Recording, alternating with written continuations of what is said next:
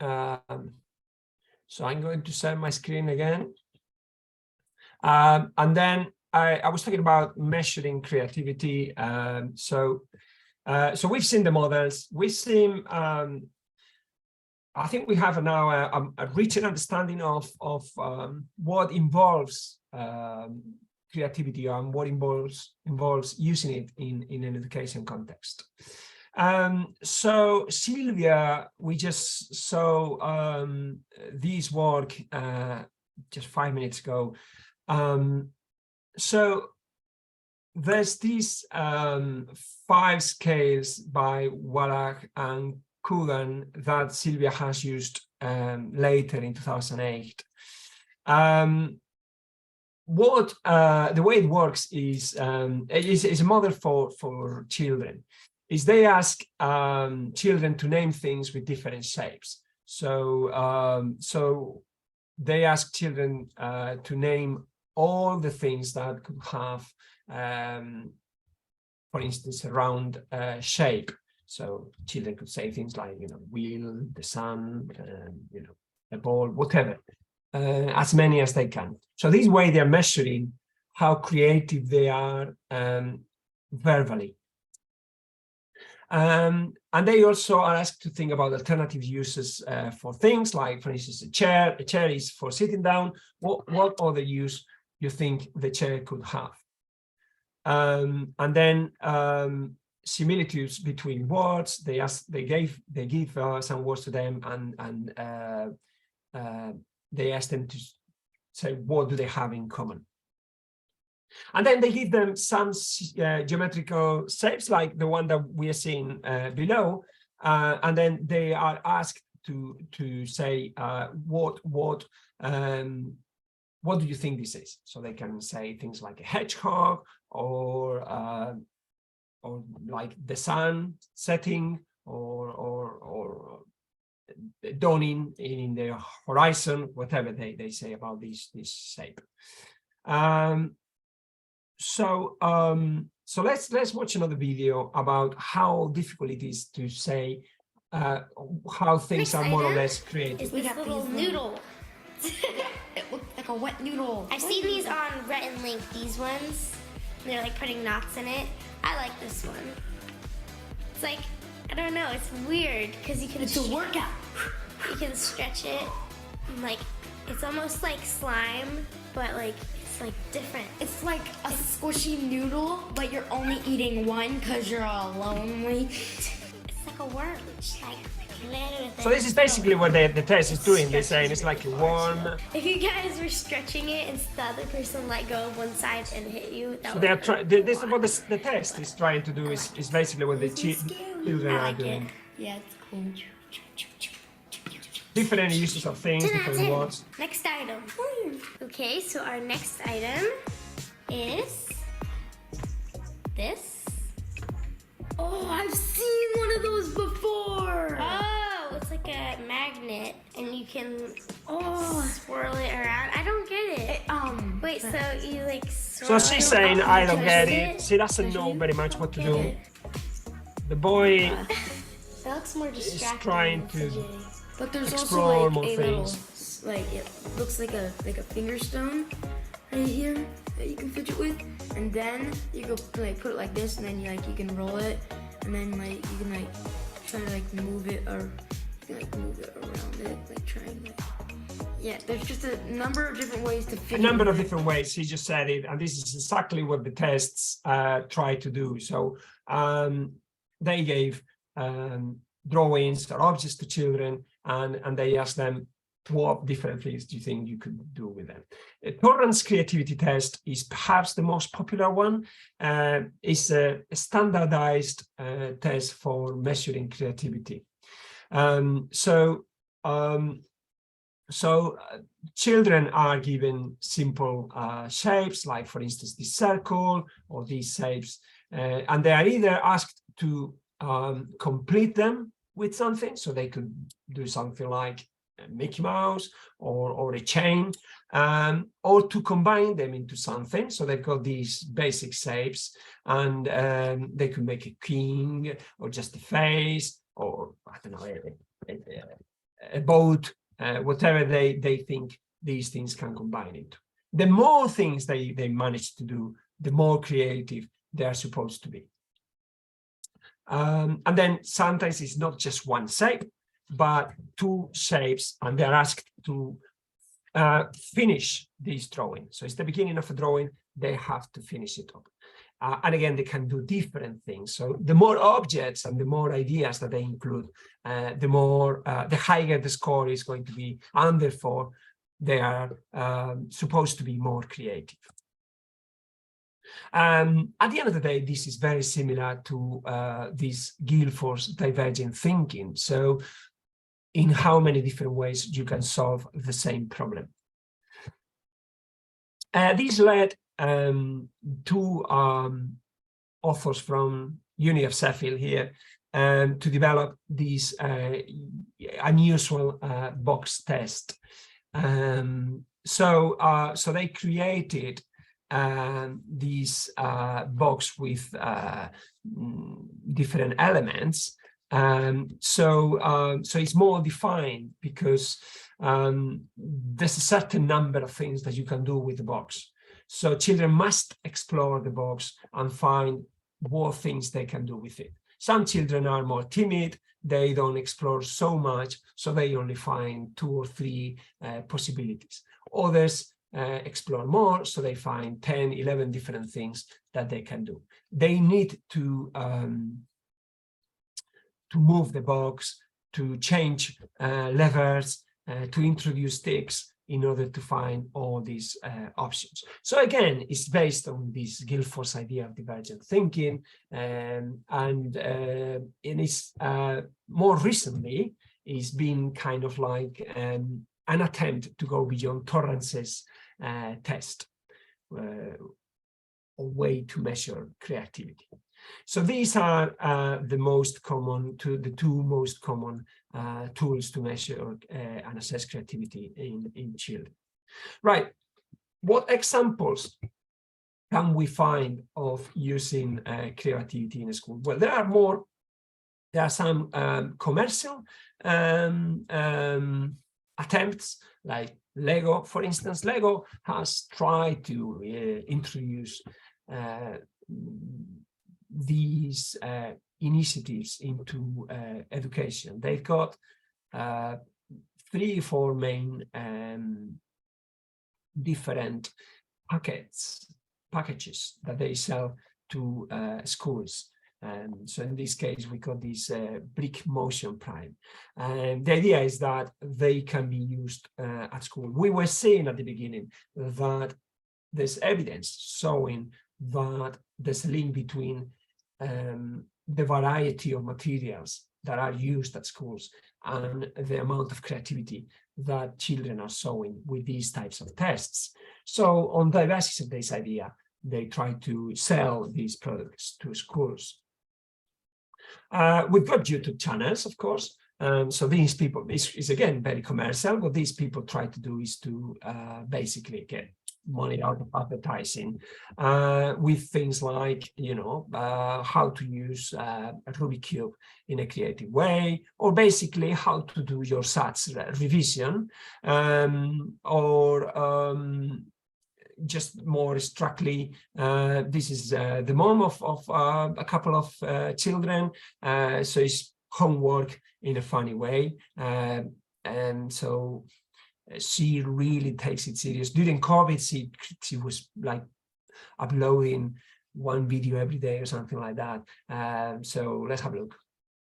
At the time, and then we just went on to Jollyphonics, and everything clicked. So I am thinking about using it with Bessie. Excuse me, I'm so tired. So using it with Bessie rather than this. She was really putting it into the maximum level of work.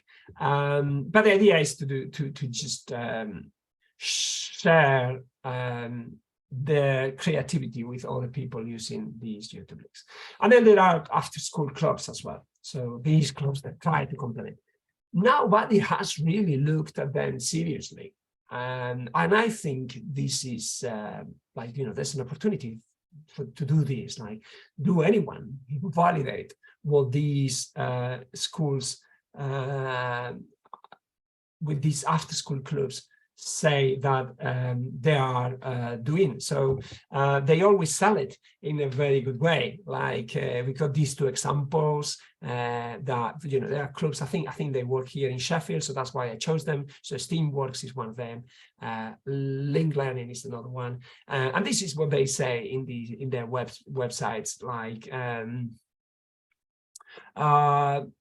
we believe that it's essential to include design and creativity with science, technology, engineering, and maths to allow children to innovate and create amazing things.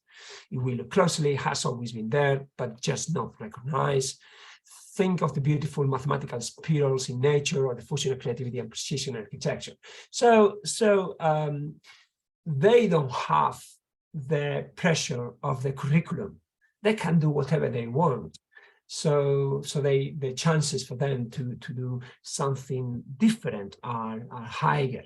Now, are they effective or no? Obviously, the more effective they try to do, the closer they're going to be to the curriculum, and the chances of being creative are going to be reduced. Right. So what do these curriculum related activities have in common? Well, they might be curriculum related or curriculum support, but they are not part of the curriculum, so they are not assessed. There's no Ofsted looking at them and saying, well, this is good or not, because they are actually not within the curriculum. Because schools tend to be pen and pencil only. I know that toys are introduced, and that's not 100% the case, but it's essentially pen and pencil. These other materials that I've shown in the first slides, like Lego and after-school clubs, they tend to go beyond the pen and pencil. Another feature in common, I've mentioned it, is that they are for sale. They are attempts to raise, to be profitable, to make a business. Whereas schools, at least in the European context, do not try to be profitable. They don't try to sell. They don't try to make money, to put it like that. So they are more like a free service to people in the European context, of course. Finally, these examples seem to target specific goals, well-defined goals like robotics in the case of Lego, or a YouTube video that is targeting one specific skill. Could it be whatever, English, maths, but the YouTube is going to be 5-10 minutes devoted to that specific thing, whereas schools have much broader curriculum. Right, so more about implementation of creativity in education specifically. I would recommend to look at this paper by Scott, Leris, and Montfort, because they review 50 previous studies trying to apply creativity to education. More successful programs are those that are focused on a specific skills with realistic exercises to that domain. So that's the evidence that they found. The more defined your goal is, the easier you're going to be boosting creativity. But this is in turn a problem, because obviously you want to generalize the skills, you want to generalize across different domains. Another model that I mean, at least this one you should know about, is the principal curriculum design. In this case, it's important to remember that it's not about doing things in a different way, but also be effective. So they have this example that 2 + 2 = 5 might be creative, but it's wrong. I have another example like 2 + 2 = 22, where children could be putting it as a different way of understanding 4. In that case, according to the principle curriculum design, we have to make a decision whether we say, well, right, let's take advantage of what the child has said, or let's just directly say, no, you're wrong, 2 + 2 = 4. And so the idea by Dylan Williams is to take advantage of this sudden creativity by the child and to bring it into all other possible disciplines.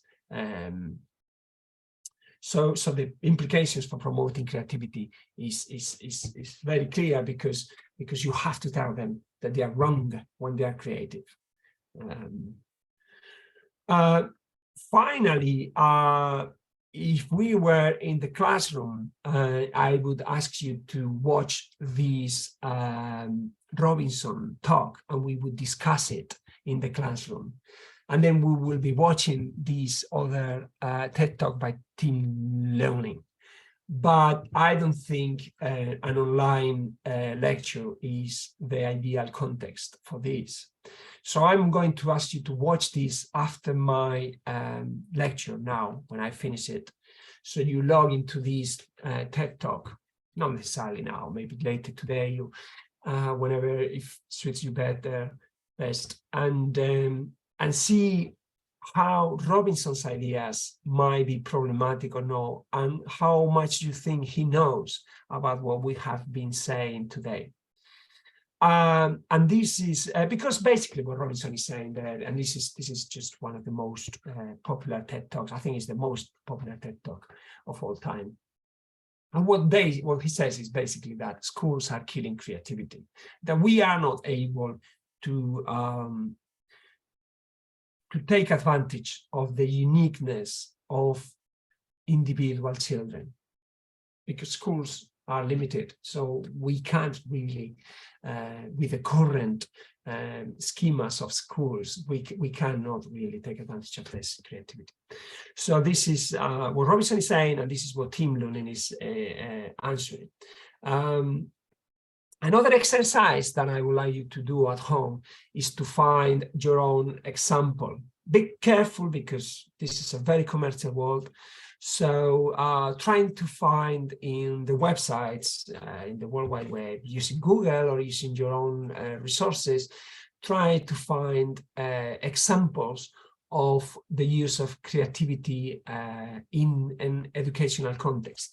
And with all the models that I told you about, and the 3 main ideas that you should now be considering when you're thinking about creativity. So the fact that it has to be understood, engaged in the community, the fact that it should be a different way of doing things, so it should be unique, and then it is also based on this idea of insight or illumination.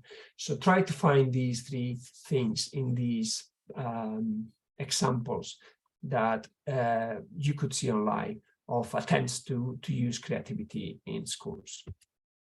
So this is pretty much everything. The next thing that I would have done with you is to run Kahoot. I've never done it online, but I can try to. I think I'm not sure if it's possible to do it. Let's try to do the Kahoot online for the first time in my life, and see what happens. How many people do we have in the room now? So there's 1, 2, 3, 4, 5, 6, 7 people. Right, it could be enough perhaps for a Kahoot. If you haven't done Kahoot before, then I'll explain briefly. But first, I'm going to set it up. I have to set it up now, so we can play with it.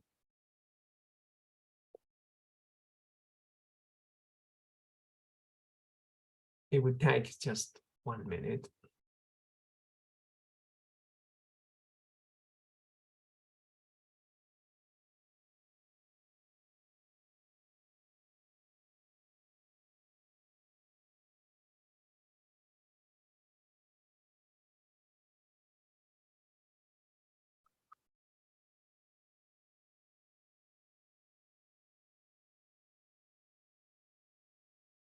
Right, here we are.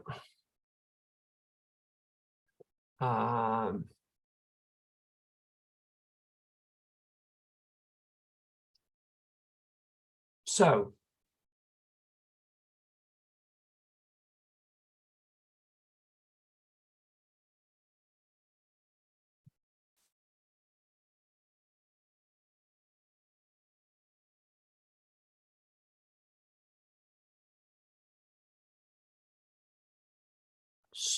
you have to, okay, I'm going to share my screen now. So you have to log on into kahoot.it and you have to use this game pin, or you can use this website as well. So everybody knows what we're doing then? Oh, we got JD there. Fantastic. Emily. Someone.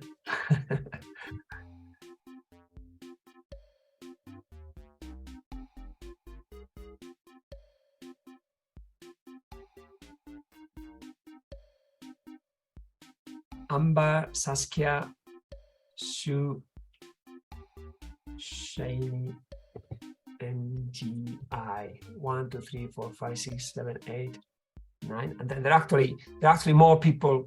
1, 2, 3, 4, 5, 6, 7, 8, 9, 10. Well, so let's start and see what happens, because we've reached the limit. So it's 10. I mean, the idea was to play this cooperatively. So it's 11. It's funny because there are more people here than people in the Zoom room. I guess that you are together more than one. Right, let's start then. Ready?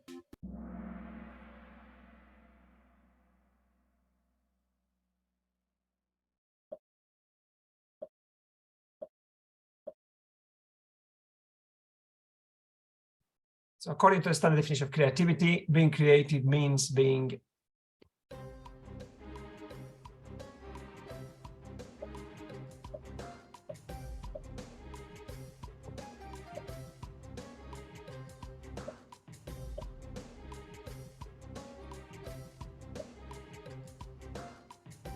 three, two, 1, 0.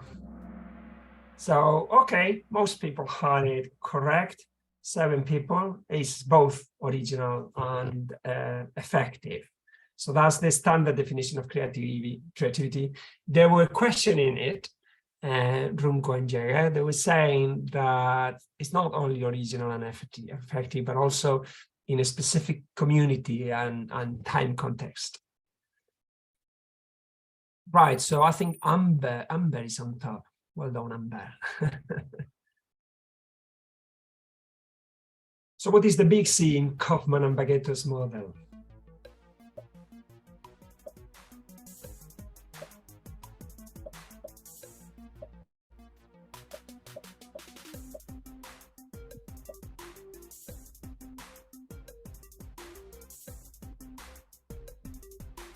Yeah, it was not. It was the first one. And I think there's a problem.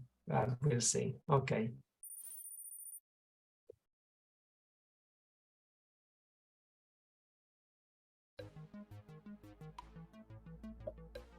Oh dear, they are not randomized. I have to randomize them.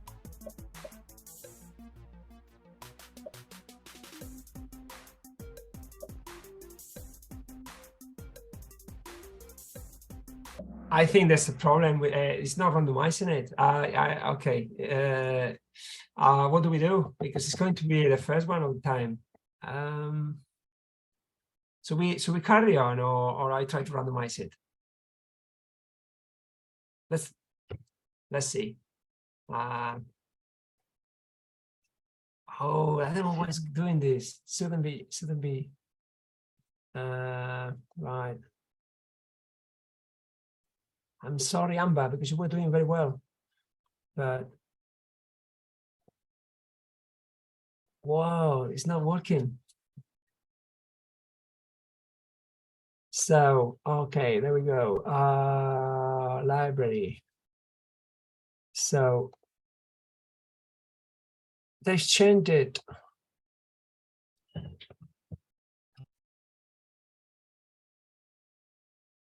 Settings. Oh, in the past, it was answer options.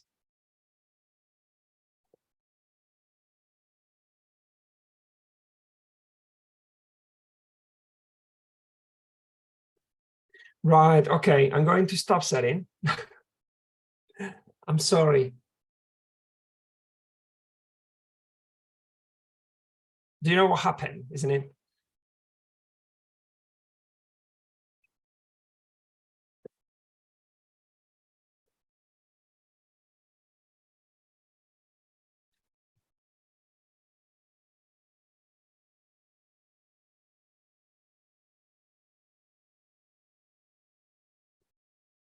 Give me 3 minutes, please.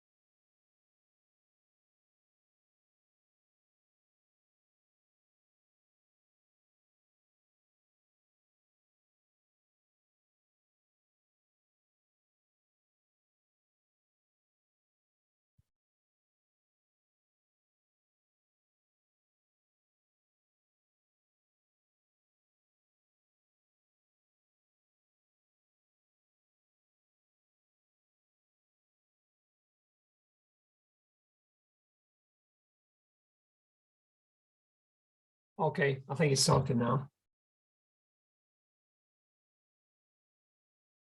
Right, so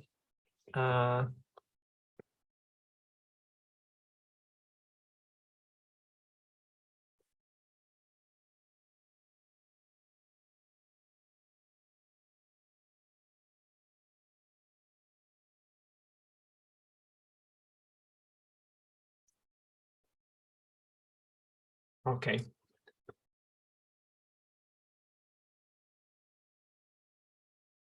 So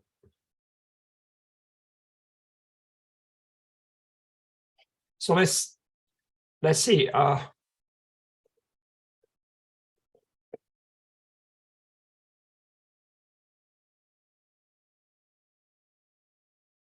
Unfortunately, we have to start again from scratch. I'm sorry, but there was a problem. So so let's try again.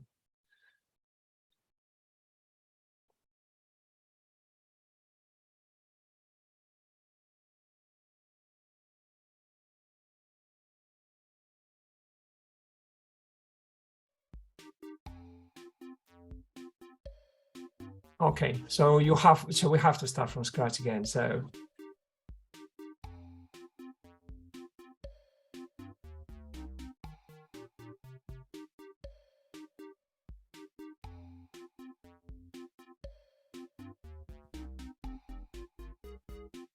oh, okay. Well, never mind.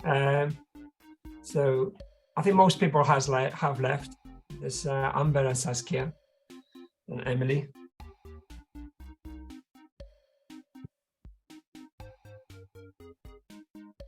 Okay, so there's 3 of us. 4, not so bad.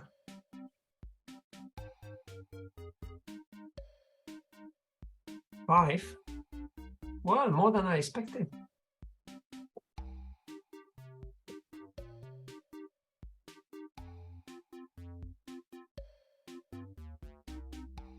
So let's start.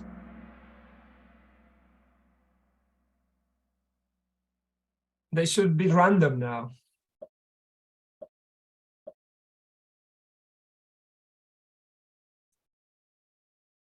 You already know the answer to this one, but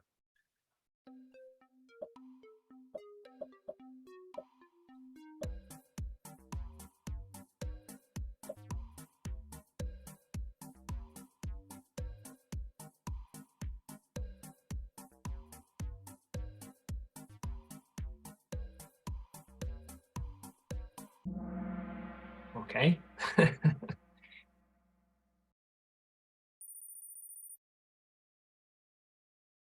Okay, let's go for the next one. You already know the answer, but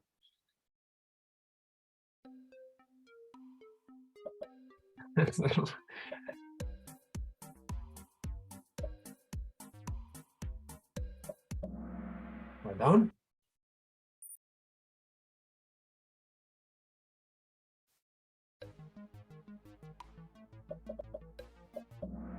Well done. But now there are the new ones. They're not easy, to be honest.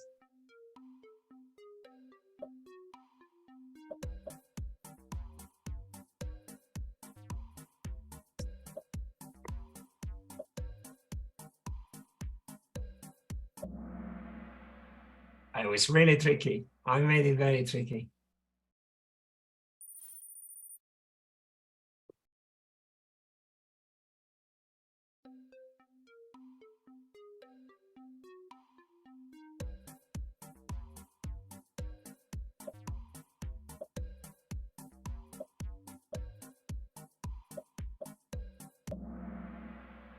Yeah, it was. There's so many typos because when I tried to when I tried to randomize it, I made a few errors.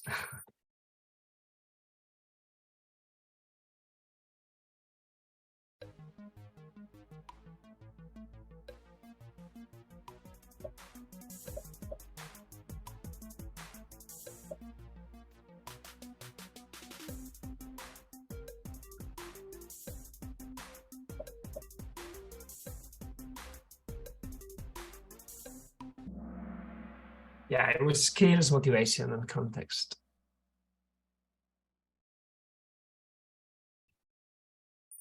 Don't worry because I made it very, very hard. So.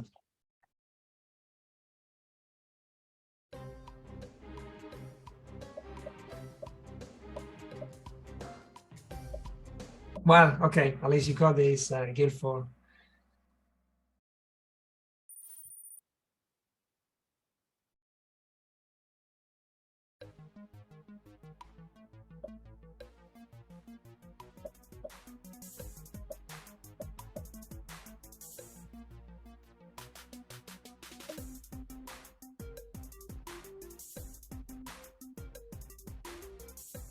Perfect.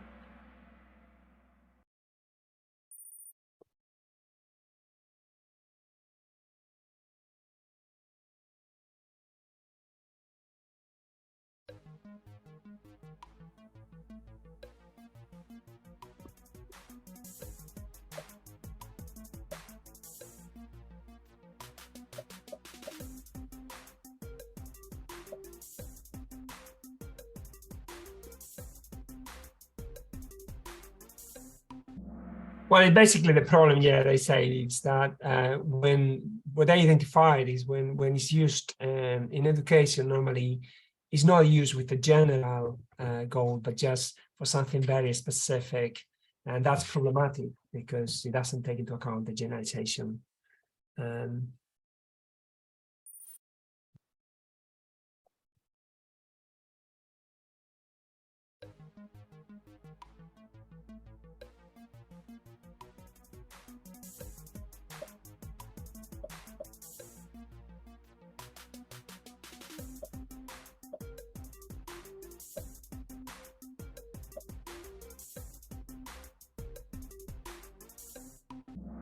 Oh dear. Okay, sorry. That was.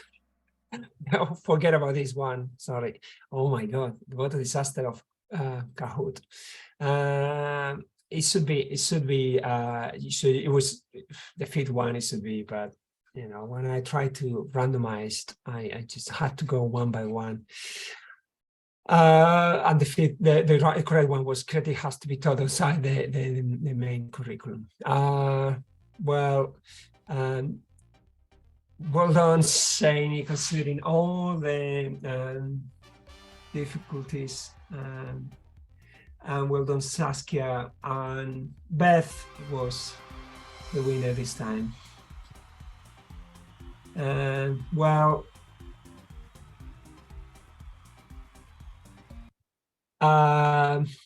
obviously it's not about winning. It's about remembering the ideas that we've covered and just crystallizing the knowledge that we've acquired during these 2 hours. You've got a big number of references if you want to focus on this topic. And of course, you've got my email if you want to contact me. You're more than welcome.